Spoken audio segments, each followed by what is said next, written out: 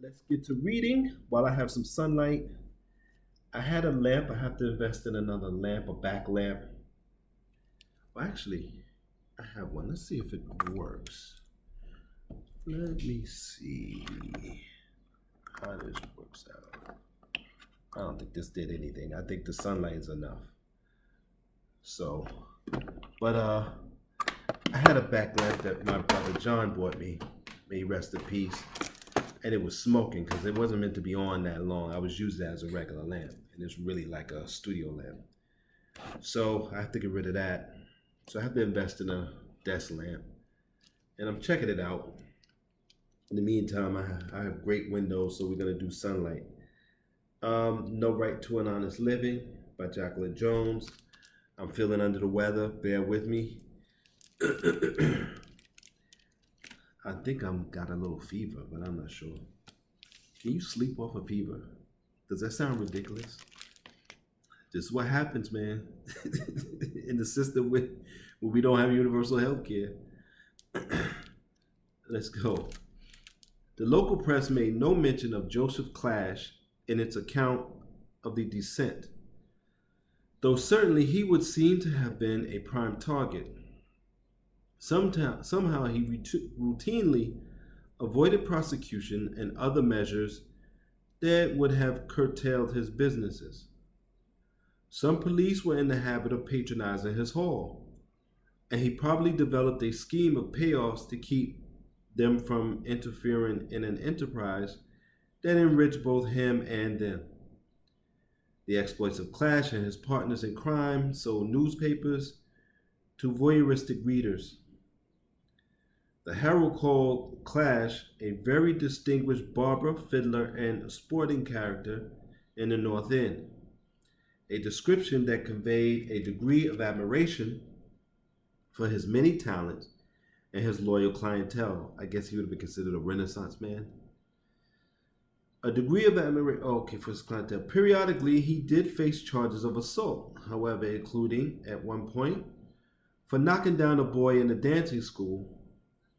Still, even after one of his frequent fights, the Herald could describe him as somewhat celebrated at the North End.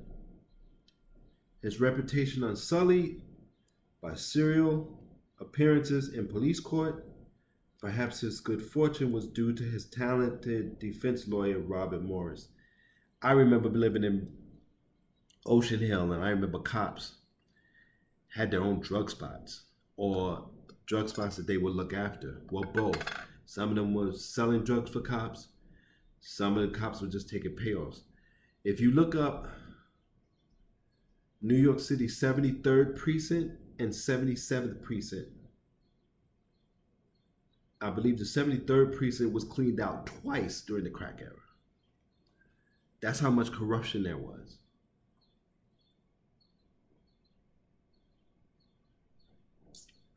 So, as again, we're entering hard times.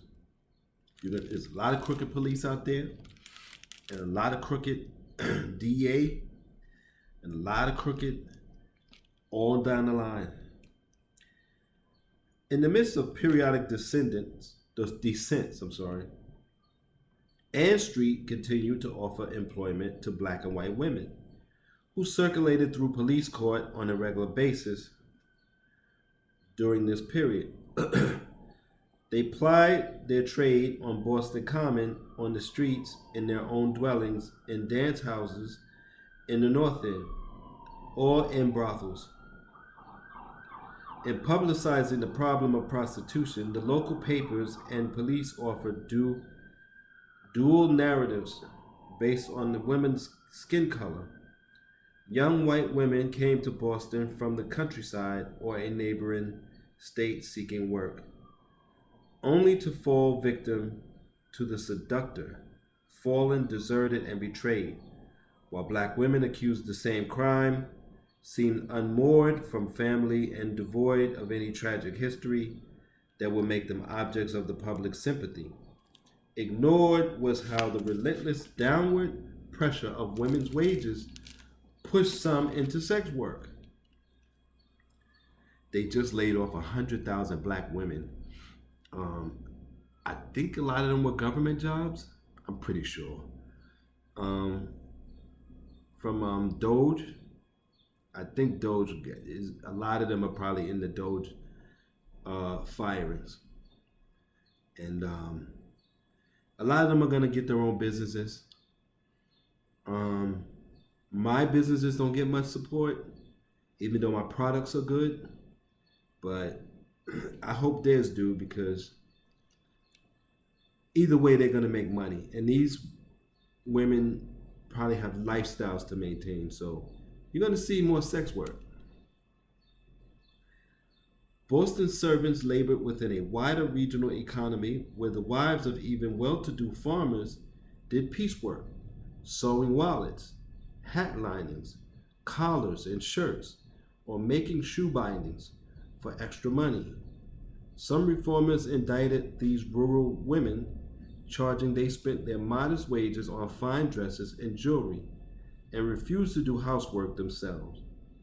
Presumably, these piece workers provided a poor example to young women who saw domestic service as inherently degrading.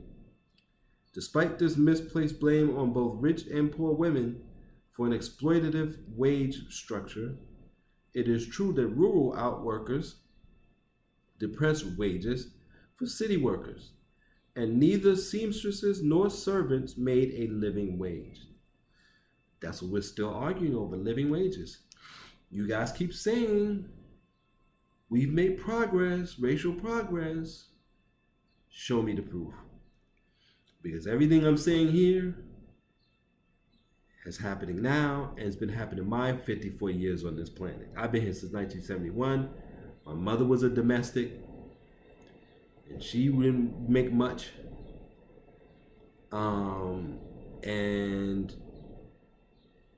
we are always in trouble. And I know we're not lazy, we're not stupid. We shut our minds off. That don't mean we can't use it. We just shut it off because one, the system rewards us shutting our minds off, rewards black pathology. As a matter of fact, while I was in the homeless shelter, I saw that this system will go broke, would rather go broke rewarding black pathology than to stabilize us and save money.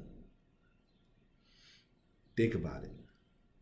Now, you know, federal government can't go broke, but state and city and local government can go broke. Um, Prostitution was not only the object of reformers' wrath, but also an integral component of Boston's underground economy. Although men owned most of the brothels, black women could be employers as well as sex workers in the trade. One of them, Boston-born Sarah Cotton, kept her own house of ill repute. On August 20th, 1852, police raided her living quarters on Southwark Street and found her in bed with Mr. Hall, a black cooper. The couple explained to the judge that they planned to wed. And so he called in a justice of the peace who married them on the spot.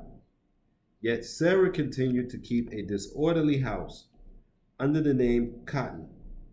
Impervious to stints in the House of Correction, she died there of unknown causes in December 1856 at the age of 30. Purveyors of vice served as the economic mainstay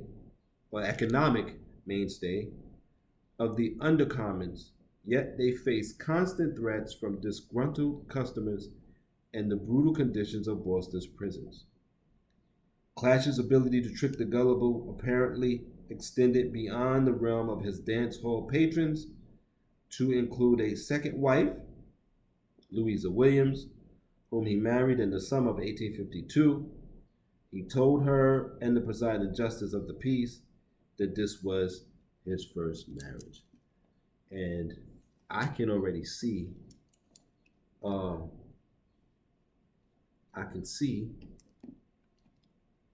let's say a woman right now who may own a home, black woman, she got laid off and renting out that space for get-togethers, parties. You can't do prostitution legally in New York State, but I could definitely see get-togethers where sex just happens. I could see wine and cheese parties where couples meet, hookups happen. I could see them trying to find ways around this thing. There's gonna be it probably already is happening. You're gonna see a lot more underground businesses become common, especially now in New York City where they're going after vendors hard. You cannot get a vendor's license in New York City unless you're a veteran. So I tried to get a vendor's license, and the guy at the Small Business Association was very cool with me. So I mean, I do a lot of my stuff digitally, but I was going to expand to the street. But I can sell paper products, and I do write books. So we'll see. Maybe I'll start printing out my magazines and printing out my books and selling those. I have an idea for that. We'll see what happens. Until next time, please take care of yourselves and take this information, use it in your life, and try to be safe.